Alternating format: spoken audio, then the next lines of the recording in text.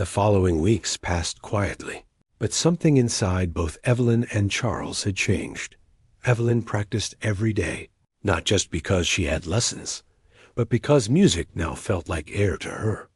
It was the one thing that kept her calm, focused, and alive. Whenever she played, she felt as if the world stopped spinning, and all the noise around her faded away. She also started getting small. Invitations to play at small hotel dinners and weekend gatherings. People who had attended the second gala remembered her performance and began asking for her. Each show gave her a little more confidence. Sometimes she would see Charles sitting quietly in the back of the room, not announcing himself or drawing attention. He just listened. He always left before she could thank him, but she knew he was there. One day, she finally called him. "Are you still checking on me secretly?" she asked with a smile in her voice. He chuckled on the other end. "I wouldn't say secretly. I just prefer not to distract you."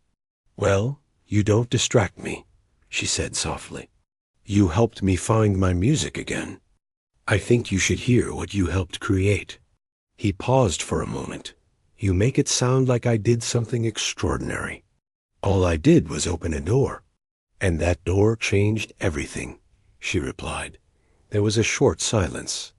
"Then," Charles said, "I'm glad you walked through it." After that call, they spoke more often. Their conversations were never forced or heavy.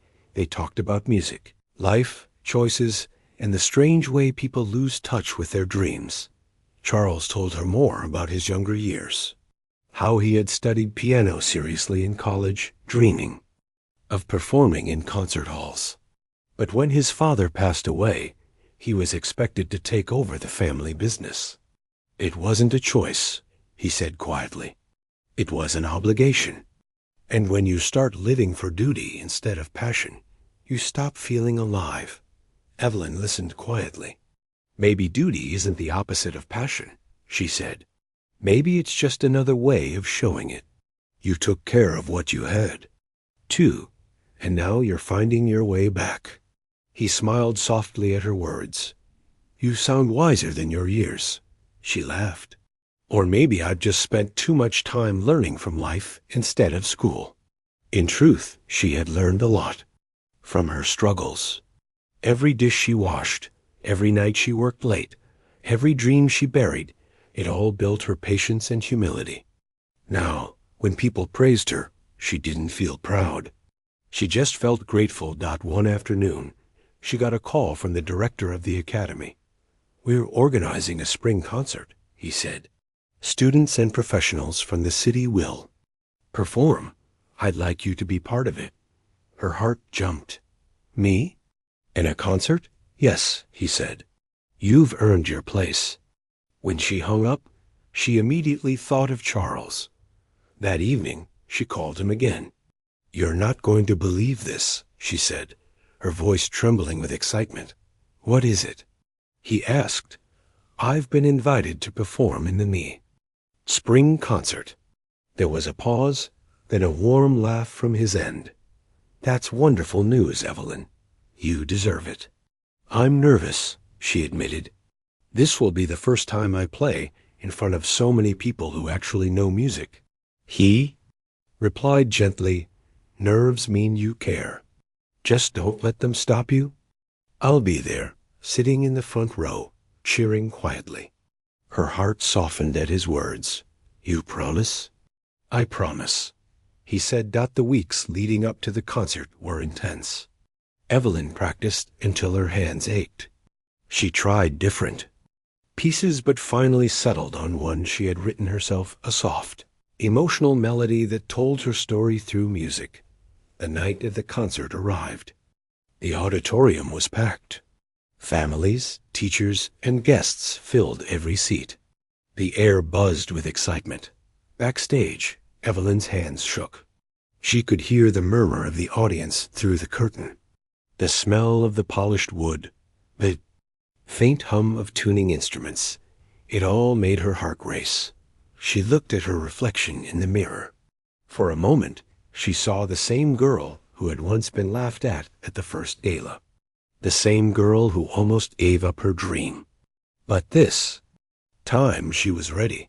When her name was called, she stepped out onto the stage. The bright lights made it hard to see the faces, but she spotted one familiar figure in the front row, Charles, sitting straight, his eyes calm and proud. She sat down at the piano. The hall went silent. Her fingers touched the keys, and the first note rang out, clear and steady. A sound spread through the room like a story being told without words. She played softly at first, then stronger, pouring her heart into every note dot. It wasn't just music, it was her life. The struggles, the late nights, the laughter, the humiliation, the kindness that saved her. It was all there. Charles listened, his chest tightening with emotion. Every note reminded him of something he'd lost long ago, the feeling of creating beauty without purpose or profit. He realized he had missed that feeling more than anything. When she finished, there was silence for a second, and then the crowd erupted in applause. People stood up, clapping and cheering. Evelyn stood, tears in her eyes, bowing deeply. After the concert, she walked backstage, still trembling with joy. Charles was waiting there, standing near the curtain. When she saw him, she smiled through her tears. "You made it," she said. "I told you I wouldn't miss it," he said softly. They stood there for a moment, both overwhelmed. "That piece," he said quietly. "It was yours, wasn't it?" She nodded. "Yes, I wrote it after the first gala. It's about finding courage again." "It was beautiful," he said. Every note felt alive. Evelyn looked at him curiously. "Do you ever wish you had chosen music instead of business?" He hesitated, then said, "I used to think I'd lost my chance. But watching you, helping you, it made me realize I can still have music in my life, just in a different way." She smiled softly. "Maybe it's time for you to play again." He chuckled. "You won't stop until I do, will you?" "Not a chance," she teased. A week later, Charles visited the academy. The director welcomed him warmly and offered him a quiet practice room.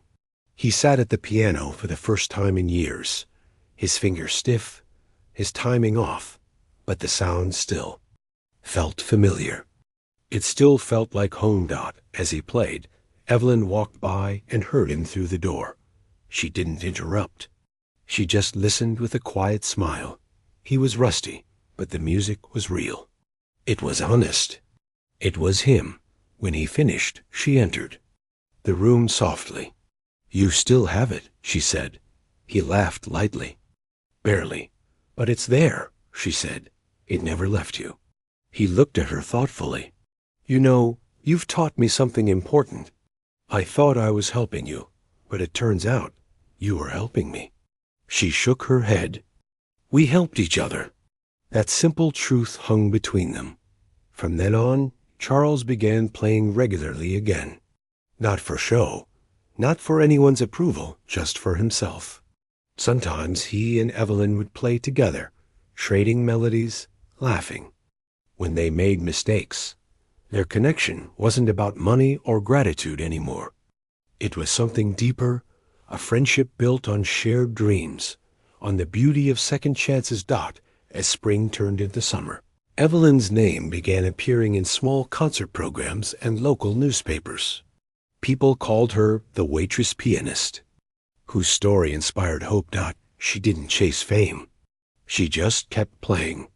Each performance was a reminder of how far she had come, and how one act of kindness could change a life. And Charles, now quieter, simpler in his ways, started donating pianos to schools and community centers. "Talent is everywhere," he said in one interview. "It just needs a place to breathe." Whenever people asked who inspired him to start again, he only smiled and said, "Someone who taught me that music isn't about perfection. It's about heart." The night air felt colder when he stepped out of the diner.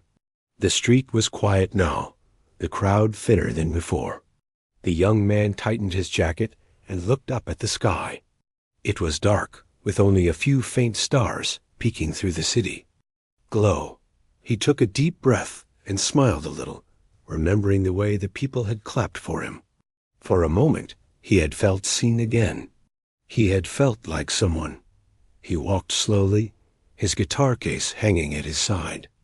The sound of his own footsteps echoed softly on the sidewalk. The diner lights faded behind him, but the warmth of that place stayed in his chest. He had a full stomach for the first time in days. The taste of that meal still lingered. Simple food, but it had felt like a feast. He wandered toward the park, where the benches were cold but quiet. He had slept there before, when he couldn't afford a bed. He found a spot under a big tree, laid his guitar case beside him, and sat down. The grass was damp, and the wind brushed against his face. He pulled his jacket tight and leaned back. Against the tree, he took out a small notebook from his pocket. The pages were filled with song lyrics, some written neatly, others scribbled quickly when ideas came at odd hours.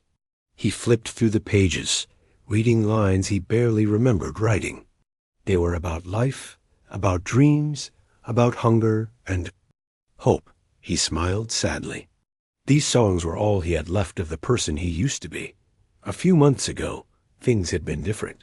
He had been living in a small apartment with a roommate, playing gigs at local bars, and dreaming of recording his own music. He wasn't famous, but he was happy. He had his guitar, his songs, and people who came to listen. But life has a strange way of changing suddenly. One broken string of bad luck, and everything had fallen apart. It started when the bar where he played closed down. Then his roommate moved out, and he couldn't afford rent alone. He tried finding new places to perform, but most didn't pay enough. Then came the bills, and one by one, everything slipped away. He sold what he could to survive, but he could never bring himself to sell the guitar. That guitar wasn't just wood and strings. It was his voice when words failed him. Now he had no home, no family nearby, and no steady job. But he still had that guitar, and deep inside, he still had music. Maybe that was enough. The sound of footsteps pulled him from his thoughts. A man walking his dog passed by, giving him a quick glance. The young man nodded politely, and the stranger nodded back before moving on. He looked at his guitar again, thinking about what had happened at the diner. The laughter, the disbelief, and then the applause. It made him wonder maybe his music still mattered. Maybe it could still reach people. He thought about going back there the next day. Maybe he could play outside the diner, or even on the corner, nearby, not for pity, but to share his music. Maybe someone else would listen, and maybe that could lead to something. The thought made his chest feel lighter. He opened his guitar case and took out the instrument. The streetlights threw a soft glow across the strings. He strummed gently, not too loud. The notes echoed in the empty park, soft and lonely, but beautiful. He played until his fingers ached and his eyes grew heavy. When he finally stopped, he whispered to himself, "Tomorrow will be better." The next morning came with the warmth of sunlight breaking through the trees. The young man stretched, rubbed his eyes, and packed up his guitar. He brushed the grass off his clothes and started walking. The city was already waking up, cars honking, people rushing to work, kids heading to school. A smell of fresh bread from a bakery nearby made his stomach growl again, though he tried to ignore it. When he reached the diner, it was still early. The same manager was there, setting up for the day. The young man gave him a polite smile and waved. The manager looked surprised, but smiled back. "You again?" he said, walking closer. "I didn't think you'd come back." "I just wanted to say thank you for last night," the young man said. "That meal meant a lot to me." The manager nodded. You earned it, kid. You played from the heart. Haven't heard something like that in a long time. Would it be okay if I played outside here sometimes? He asked carefully. Just on the sidewalk. Maybe it could bring in more people. I won't be in the way. The manager thought for a moment. Can't see why not. Just don't block the door. And maybe come in for lunch after you play. On me, the young man grinned. Thank you, sir. I really appreciate it. He set up outside the diner later that morning. He stood near the window, opened his guitar case, and began to play. The first few songs were quiet, just to warm up his hands. Slowly, people walking by began to notice. Some stopped for a few seconds. A little girl tugged on her mother's hand, smiling as she listened. A few dropped coins into the open case. Others filmed short clips on their phones. The music seemed to wrap around the street like sunlight. It wasn't flashy or loud. It was honest. The young man sang about things everyone could feel: loneliness, hope, the struggle to keep going when life got hard. His voice carried a kind of peace that made even busy people pause for a moment. Inside the diner, the manager watched through the window. He smiled, shaking his head in disbelief. Every so often, more customers came in, some saying they had stopped because of the music. The young man had become an unexpected attraction. Hours passed, and the young man kept playing. His hands hurt, but he didn't stop. When the lunch crowd thinned, he finally sat down and counted the coins in his case. It wasn't much, but it was enough for a little hope. Enough to remind him that he could still do something that mattered. The manager came out and handed him a sandwich and a bottle of water. Here, you've earned this again, he said. Thank you, the young man said, smiling. You don't know how much this helps. The manager shrugged. Just keep playing. People need good music. You've got something special. Don't waste it. The young man nodded. I won't. That afternoon, as he packed his guitar and started walking, a man in a dark coat stopped him. He had been sitting at one of the outdoor tables, listening quietly for a while. You have real talent, the man said. Do you perform anywhere else? The young man hesitated. Not really. I used to play at small places, but not anymore. Things got rough. The man smiled thoughtfully. I work with local musicians. Maybe I could help you find a few gigs. Here, take my card. He handed over a small white business card with his name and number on it. The young man took it carefully, his hands trembling just a little. Thank you, he said quietly. I'd really appreciate that. Don't thank me yet, the man said. Just promise me you'll keep playing. Don't give up. The young man nodded, his throat tight. I won't. I promise. That night, he found a small shelter nearby to sleep in. As he lay on the thin mattress, he held the card in his hand and stared at it for a long time. It felt like a door opening, a small one, but real. He tucked it carefully into his pocket and closed his eyes. Sleep came slowly, but his dreams were filled with music again, the sound of strings, the warmth of lights, and faces that listened. For the first time in a long time, the road ahead didn't feel so empty. The next morning started with sunlight spilling through the windows of the small shelter. The young man opened his eyes slowly, blinking against the light. His body ached a little from the thin mattress, but his heart felt lighter than it had in weeks. He reached into his pocket and touched the small business card again, making sure it was still there. It felt real, like a promise that maybe life was about to change.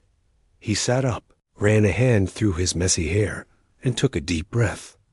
Around him, others in the shelter were already getting ready for the day. Some packed small bags, others lined up for breakfast. The air smelled faintly of coffee and toast. He smiled softly, thinking how even simple things like that could feel like blessings. After breakfast, he slung his guitar case over his shoulder and stepped outside. The city was awake now, buses roaring, horns blaring, and people moving fast, each lost in their own world. But for him, today felt different. There was a small spark of hope that had been missing for a long time. He walked back to the diner, the same place where everything had started. The manager greeted him with a wave and a grin. "Back again, huh?" he said. "You planning to play for us today?" The young man nodded. "If that's all right with you." "Of course," the manager said. "You bring in good energy. Customers like it. And hey, I saved you some breakfast." The young man laughed softly, surprised. "Thank you, sir. You've been too kind." He took his seat near the window, ate slowly, and watched people pass by outside. Then, once the morning crowd started filling the diner, he stepped outside again and opened his guitar case. The sunlight glinted off the worn surface of the instrument, and the first few notes drifted into the air. His music flowed easily now, smoother than before. Each song carried emotion, but also quiet strength. People stopped to listen, some smiling, others closing their eyes for a moment. Coins began to drop into his case, but it wasn't the money that mattered. It was the way people looked at him now. Not with pity, but with respect. As he sang, a familiar voice came from behind him. "You really meant it when you said you wouldn't give up." He turned and saw the man from yesterday, the one who had given him the card. He smiled and nodded. "I don't want to waste a chance." The man stepped closer. "I'm glad. I was hoping to run into you again. I showed a clip of your performance to a friend of mine last night. He runs a small recording studio across town. He was impressed." The young man blinked, trying to make sure he'd heard right. "Really?" The man nodded. "Yeah. He said you've got something rare. A voice that feels honest. If you're interested, I can take you there tomorrow. No promises of fame or money, but at least it's a start." For a moment, the young man couldn't speak. His throat tightened. He managed a small smile and said, "I'd be honored." "Thank you so much." "Good," the man said. "Then let's meet here tomorrow morning. I'll drive you." They shook hands, and when the man walked away, the young musician looked up at the sky, feeling tears sting his eyes. Not sad tears, just the kind that come when you realize life might finally be turning around. He kept playing through the afternoon, his songs now brighter, full of quiet joy. When he packed up that evening, the manager handed him a warm dinner and patted his shoulder. "Something tells me you're going places, kid," he said with a wink. The young man smiled shyly. "I hope so. Thank you for believing in me." That night, back at the shelter, he could barely sleep. His mind raced with thoughts of what might happen. A real studio. A chance to record. He imagined himself singing into a microphone, hearing his own voice played back, maybe even performing for crowds again. For the first time in a long while, his dreams didn't feel impossible. The next morning, he was waiting outside the diner before sunrise, his guitar case resting beside him. The man arrived a little later, driving an old blue car that had seen better days, but still looked solid. "Ready?" he asked with a smile. "Ready," the young man said. Climbing in, they drove across the city. The streets changed from busy markets and food stalls to quieter neighborhoods lined with trees. After a while, they pulled up in front of a small building with a faded sign that read Sunstream Studio. Inside, the air smelled faintly of coffee and old wood. A man sat at a computer, surrounded by speakers and sound equipment. He looked up as they walked in. "So this is the kid you told me about?" The man who brought him nodded. "Yep, give him a listen. You'll see what I mean." The studio owner smiled and extended his hand. "Welcome. Don't be nervous. Just think of this place like your stage." The young man shook his hand, his palms slightly sweaty. He looked around at the microphones, the mixing boards, The guitars on stands. It felt like stepping into another world. Why don't we start simple? The studio owner said. Play something you're comfortable with. The young man nodded and opened his guitar case. He tuned the strings carefully, took a deep breath, and started playing. The same melody he had played in the diner filled the room, only this time the sound was cleaner, richer. His voice rose softly, filling every corner of the studio. The two men listened in silence. When he finished, the room was still. The studio owner finally spoke, his tone quiet but sincere. You weren't kidding, he said. That's pure talent. You've got something real. The young man smiled, unsure what to say. Thank you, sir. Would you like to record that song? The man asked. It doesn't have to be perfect. I just want to capture your sound. His eyes lit up. Yes, please. I'd love that. They set up the microphone and began recording. The young man sang with everything he had, his voice steady and full of emotion. It wasn't about perfection. It was about truth. Each word, each chord carried his story. When he finished, he stood quietly, waiting. The studio owner pressed a few buttons, then played it back. The sound of his own voice filled the room. The young man listened, amazed. It felt unreal, like hearing his soul speak out loud. When the song ended, the owner turned to him. You've got potential. I don't say that lightly. If you're willing to work hard, I think we can do something here. The young man nodded, his heart pounding. I'll work as hard as it takes. Good, the owner said. Then let's start small. Come back tomorrow, and we'll record a few more songs. I'll help you put together a demo. The man who had brought him smiled proudly. See? Told you it was worth believing. They spent the rest of the day talking about music, sharing ideas, and recording a few more short clips. The young man played like he had never played before. Every song was a piece of his story of hunger, pain, and hope. When the sun began to set, the studio owner handed him a small flash drive. That's your music, he said. Your first recording. The young man held it as if it were made of gold. Thank you, he whispered. You don't know what this means to me. Just promise me something, the owner said. Never stop playing, no matter what happens. I won't, he said, smiling as they drove back to the diner. The city lights flickered on one by one. The young man leaned back, holding the flash drive tightly in his hand. For the first time in months, he wasn't thinking about where he would sleep or what he would eat. He was thinking about tomorrow, about possibilities. The man beside him glanced over and said softly, You know, kid, life has a funny way of turning around when you least expect it. The young man nodded, looking out at the glowing city skyline. Yeah, he said with a quiet smile. Maybe this is the start of something good. And deep down, he believed it. The next morning came bright and clear. The young man woke up earlier than usual, his heart racing with excitement. Today felt special, different from the long gray days he had been used to. He washed his face in the small sink at the shelter and combed his hair neatly with his fingers.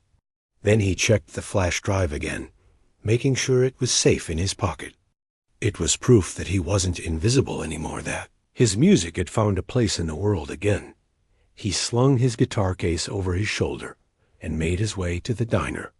The manager saw him through the glass window and waved with a big smile. Morning, kid, he called out as the young man stepped inside.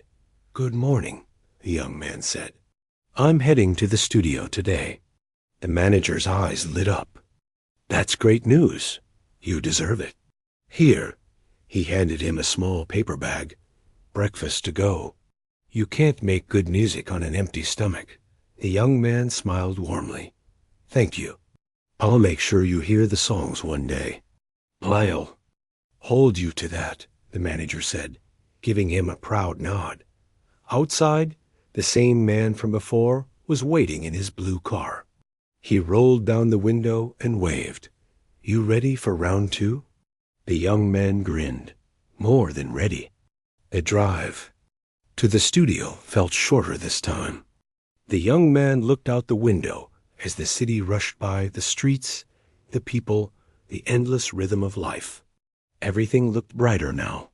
The car pulled up in front of the same small recording studio, and the young man stepped out, feeling a mix of excitement and nerves inside.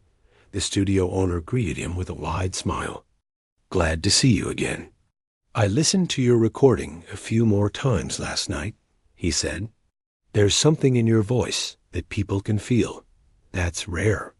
"Thank you, sir," the young man replied softly. "I just sing what I feel. That's exactly why it works," the owner said. "Let's get started. Today, we'll record 2 more songs." The young man nodded eagerly. He opened his guitar case and took a deep breath. The room fell quiet as he began to play. The first song was about finding light after darkness, about the quiet strength that comes from surviving. His voice was steady, his fingers smooth against the strings. The sound filled the small studio, wrapping the air in warmth. When he finished, the owner leaned back in his chair and let out a long sigh. "That was beautiful," he said. "You don't need auto-tune or fancy tricks. You just need to be heard." The young man smiled shyly. "I never thought anyone would listen again." The owner looked at him kindly. "They will. We're going to make sure of it." They worked through the afternoon, recording one song after another. Between takes, they talked about music, life, and how every song tells a story. The young man shared bits of his past, the bars he used to play in, the nights he went hungry but kept performing because it was all he knew how to do. The owner listened without judgment, nodding quietly. "You know," the owner said, "the world needs more stories like yours. Real ones. Not polished, fake things, just truth." The young man looked down at his guitar.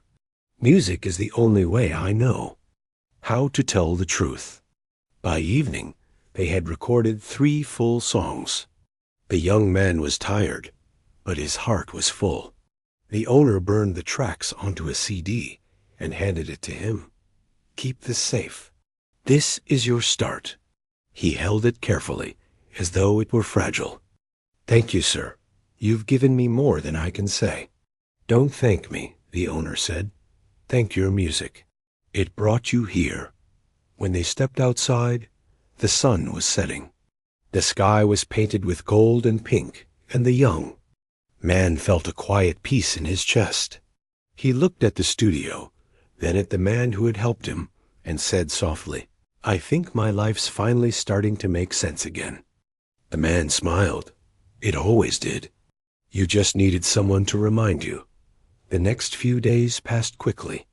The young man spent his mornings playing outside the diner and his afternoons at the studio. People began to recognize him on the street, the quiet guitarist who played songs that made them stop and listen. Some even came to the diner just to hear him play. The manager couldn't stop smiling. "You're becoming a local star, kid," he teased one afternoon. The young man laughed.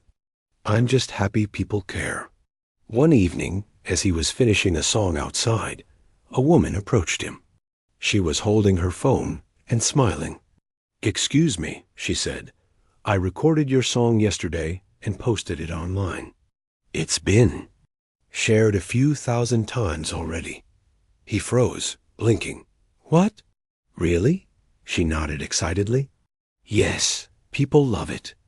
They're asking who you are and where you perform. You should check it out." The manager came outside just as she was talking. "What's going on?" he asked. "This man's song is going viral," the woman said with a grin. The manager looked stunned and started laughing. "Well, I'll be. Looks like the world finally noticed what we already knew." That night, when the young man found a free computer at the shelter, he searched for the video. There it was, his face, his voice, his song. The comments were filled with kind words. This voice gave me chills. You can feel every word. Who is this guy? He deserves a stage. He sat there staring at the screen, unable to stop smiling. He had dreamed of moments like this, but he had never truly believed they could happen. The next morning, a man from the studio called him. You're not going to believe this, he said. Someone saw that video online, a local music producer. He wants to meet you. The young man nearly dropped his guitar. A producer? That's right, the man said. He runs a label downtown. I already sent him your demo. He says he wants to talk about recording a full album. For a long moment, the young man couldn't speak. The world seemed to tilt. He felt the weight of everything, the cold nights, the hunger, the rejection, and then the warmth of this new beginning. When can I meet him? He finally asked. Tomorrow morning. Be ready, the man replied. That night, sleep didn't come easily. The young man lay awake, staring at the ceiling. He thought about all the people who had laughed at him that first night in the diner, and how different things were now. He wasn't angry, just grateful.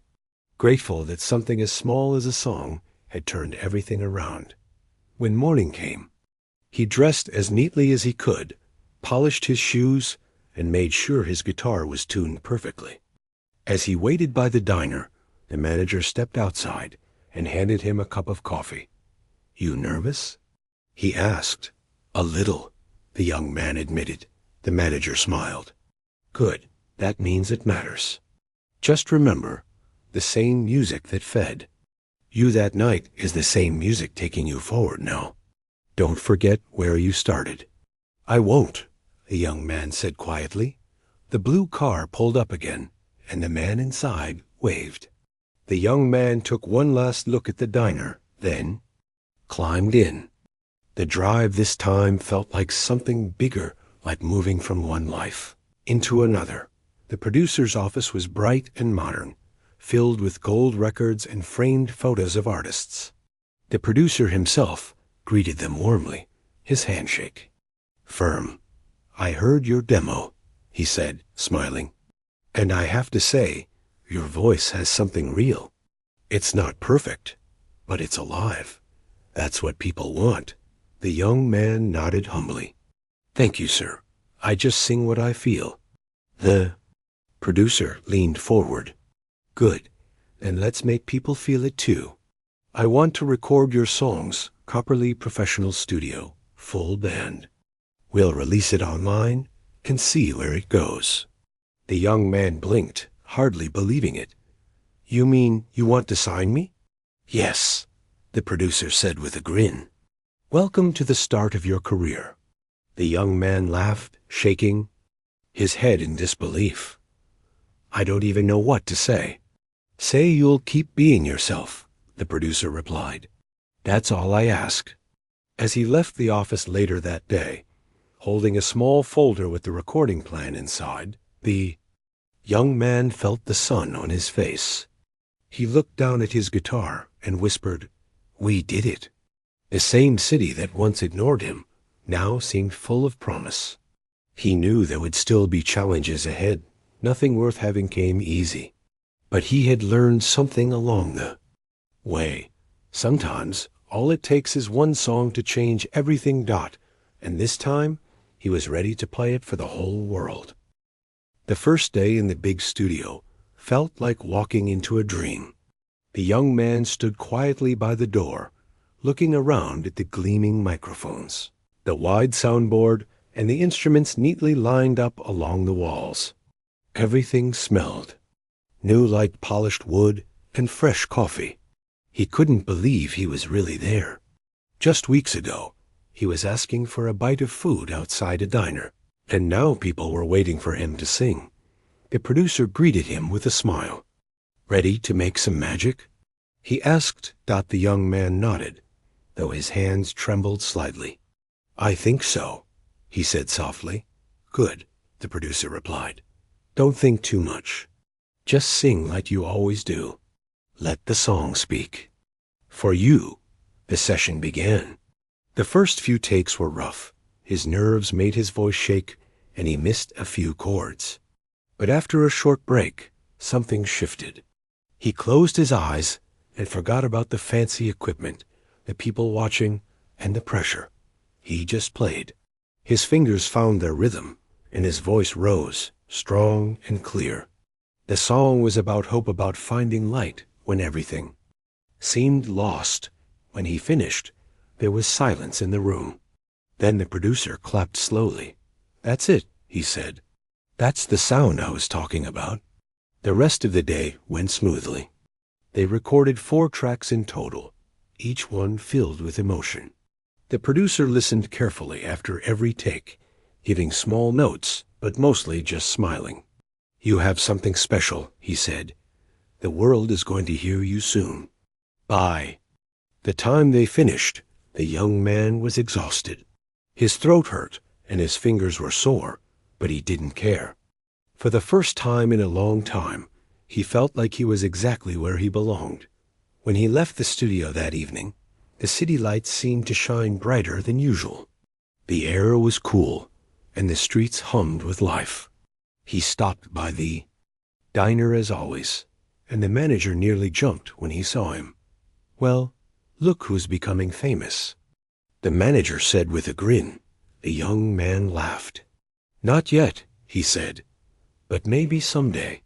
You keep playing the way you do, and that day will come soon," the manager replied. He slid a plate of food across the counter. "You earned this one, kid. No more performing for bites. You're eating like a star tonight." The young man smiled as he ate, thinking of all the small moments that had led him here. The laughter, the kindness of strangers, the first time someone listened. He didn't realize that his life was about to change even more. A week later, the producer called him into the office. "The songs are ready," he said, handing him a pair of headphones. "We mixed and mastered everything. Listen." The young man put on the headphones, and as the music played, his heart swelled. It was his voice, his guitar, but more than that, it was his story, polished and alive. Every word carried a piece of his journey. When the final note faded, he looked up. Speechless, the producer grinned. "I told you we had something. Now we just have to share it with the world." The first song was uploaded online a few days later. Within hours, it started spreading, shared by the same people who had seen the viral street video, and then by their friends, and then by people halfway across the country. The comments poured in. "This song gave me hope. His voice feels like sunlight. Who is he? We need more music like this."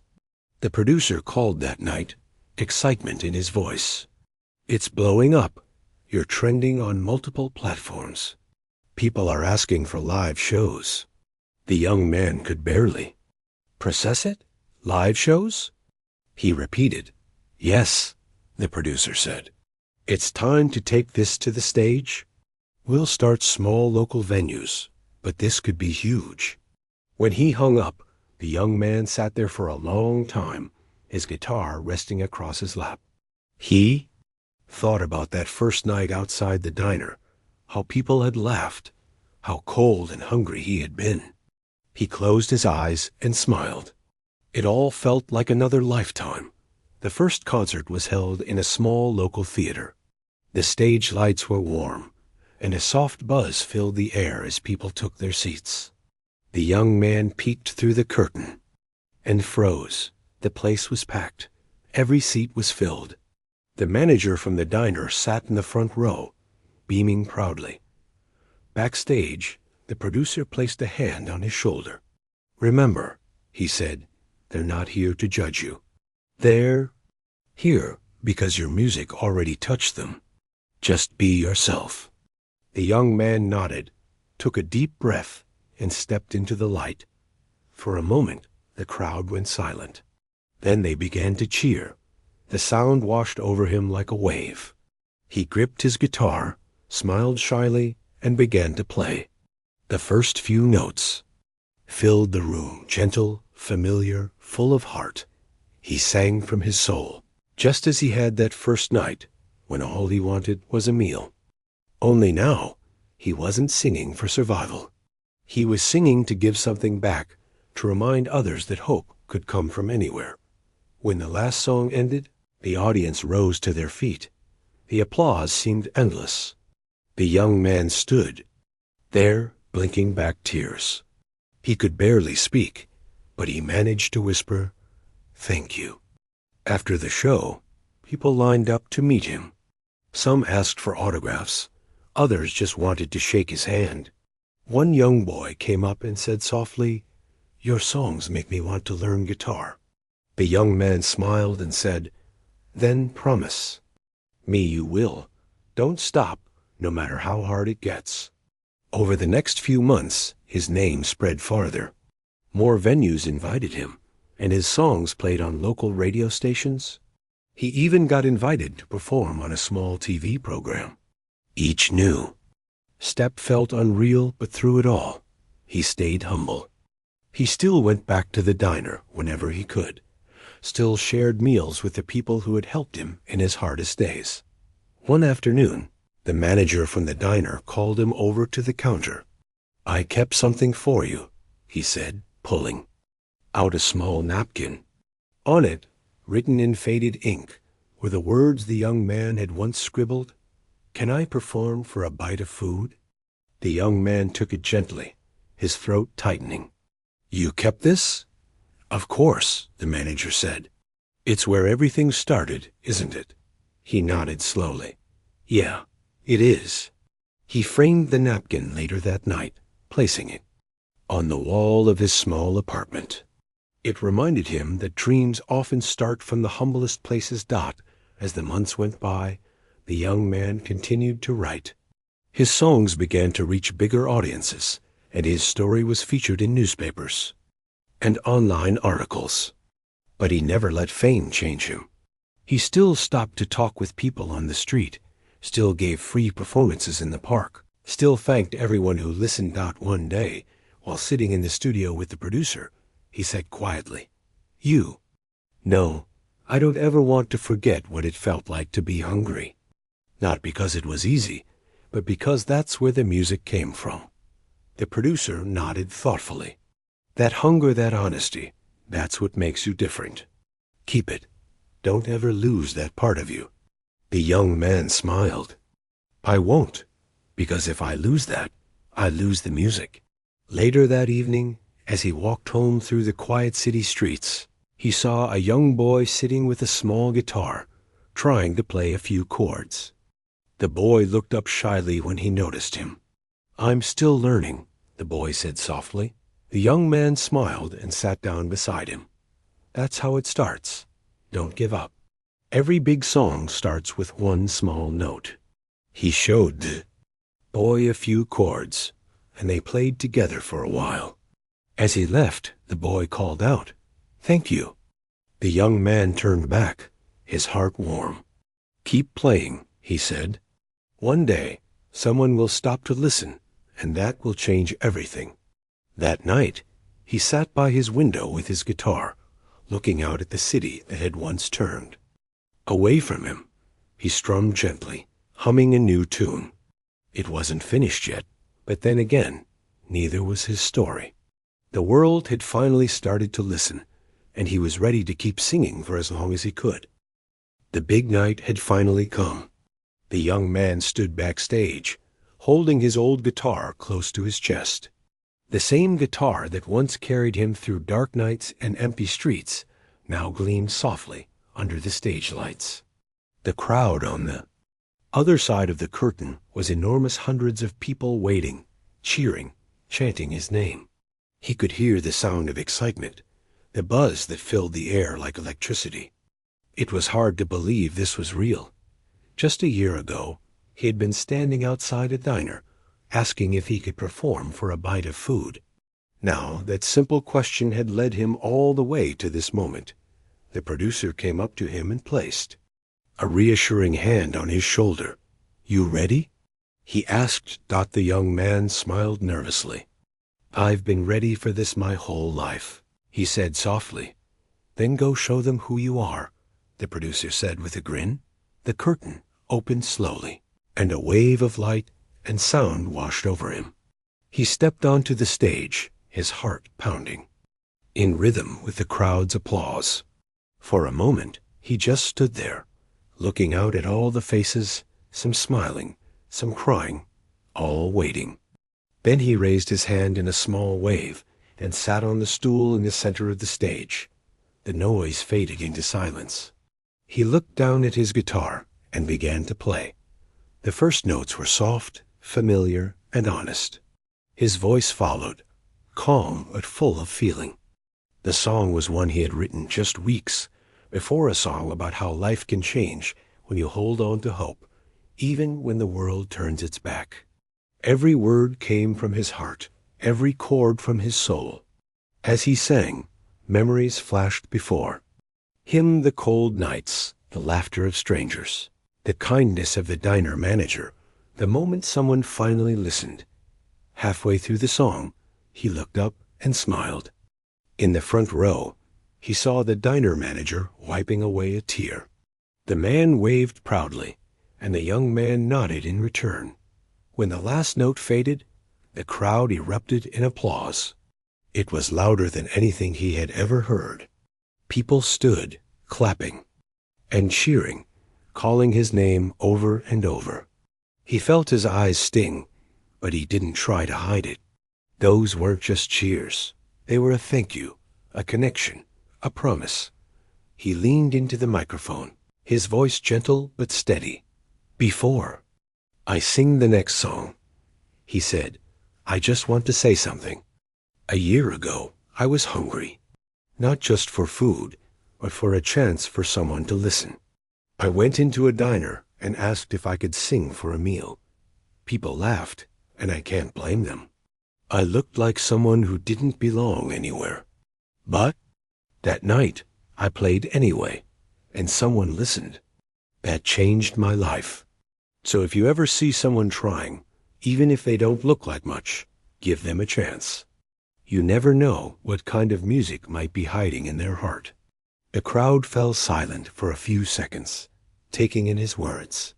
Then they cheered again, louder than before. He strummed his guitar and began the next song, a lively tune full of energy and hope.